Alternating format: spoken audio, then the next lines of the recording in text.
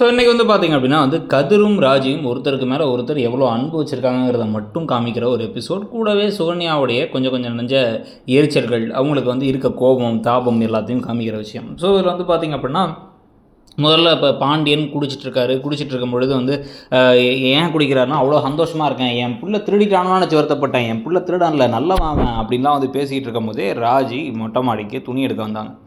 அவங்க பார்க்கும்பொழுது இவர் ஜூஸ் குடிக்கிறேன்லாம் சமாளித்தா கூட அவங்க டக்குன்னு கிட்டக்க வந்துட்டு அவங்கள்ட்ட ஒன்று கேட்கலாமா மாமா, அவன் மேலே அவ்வளோ பாசம் வச்சுருக்கான், அவ்வளோ அன்பு வச்சுருக்கான், அவங்கள எங்கேயும் விட்டு கொடுத்து பேசினதுல. ஆனால் எல்லாரும் சொன்னாங்க என் குடும்பத்திலலாம் அவன் திருடிட்டான்னு சொன்னாலும் நீங்கள் எப்படி நம்புனீங்க? உங்களுக்கு அவனை தெரியும்ல, அவன் யாருன்னு தெரியும்ல, அவன் திருடி இருக்க மாட்டான்னு சொல்கிறதுக்கு உங்களுக்கு என்ன தடுத்துச்சு, என்ன பிரச்சனை உங்களுக்கு அப்படிங்கிறதெல்லாம் கேட்டு உங்களுக்கு ஏன் பாசமே இல்லாமல் இருக்கா அவன் மேலே அப்படின்னு கேட்டோடனே ஷாக் ஆகிட்டாங்க கோமதி என்னென்னவோ சமாளித்து பார்க்குறாங்க. அவங்க உடனே ராஜி போயிடுறாங்க. ஆமாங்க, அவள் சொல்கிறது கரெக்டு தானே, நீங்கள் ஏன் அப்படி நடந்துக்கிறீங்கன்னு அப்புறமா கேட்டால், என் பிள்ளை மேலே எனக்கு அவ்வளோ பாசம் இருக்குது, நான் காமிக்கிறது இல்லை, அவ்வளோதான், 5 விரல் மாதிரி தான் என்னோடய 5 பிள்ளைங்களும் அப்படின்ட்டு கீழே கிளம்பி வந்துட்டு எல்லார்ட்டையும் சிரித்து பேசி எல்லாத்தையும் சகஜமாக பேச ட்ரை பண்ணுறாராம். அதுக்காக குடிச்சிட்டு என்னடா நிறுத்திட்டீங்க, பேசுங்கடா, சந்தோஷமாக இருங்கடா, நீங்களாம் சந்தோஷமாக இருக்கா நினைக்கிறேன், டே கதிர் இங்கே வாடா, கிட்டக்கு உட்காரா, எனக்கு உன் மேலே அவ்வளோ பாசம் இருக்குடா, பாசம் இல்லைன்னு நினச்சிடாத, இன்றைக்கி அவ்வளோ சந்தோஷமாக இருக்குது, அப்பா உன்னால் சந்தோஷமாக இருக்கேன், அதனால் உன்கிட்ட கேட்குறேன், உனக்கு என்ன வேணும்னு சொல்லு, உனக்கு என்ன வேணாலும் சொல்லு, நான் செய்கிறேன் அப்படின்னா ஒவ்வொருத்தவங்களும் ஏதாவது பெருசாக கேளுங்கிறாங்க.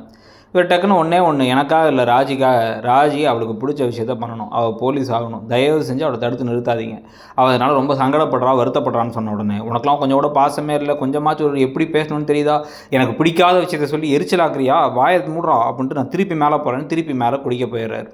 இப்போவும் செந்தில் இவருக்கு சப்போர்ட் பண்ணுறாரு, சரவணன் அவர் பண்ணது தப்புன்னு கதிர்கிட்ட பேசிகிட்டு இருக்காரு. இதெல்லாம் ஒரு பக்கம்.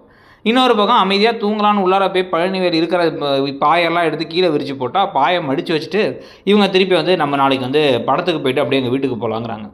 2 நாள் முகூர்த்த நாள்மா, நிறைய கடையில் ஆள் இருக்கணும் அப்படின்னா, கடையே கட்டிட்டு அழகிறதுக்கு என்னது கல்யாணம் பண்ணீங்க அப்படின்னா, சரி கோவப்படாத, நான் படத்துக்கு மட்டும் கூப்பிட்டு போகிறேன், ஊருக்கு இன்னொரு நாள் கூப்பிட்டு போகிறேன் அப்படின்னு சொன்னால் அதுக்கும் சுகன்யா கோவப்படுறாங்க. அதெல்லாம் பற்றி நீங்கள் நினைக்கிறீங்கிறத சொல்லுங்கள்.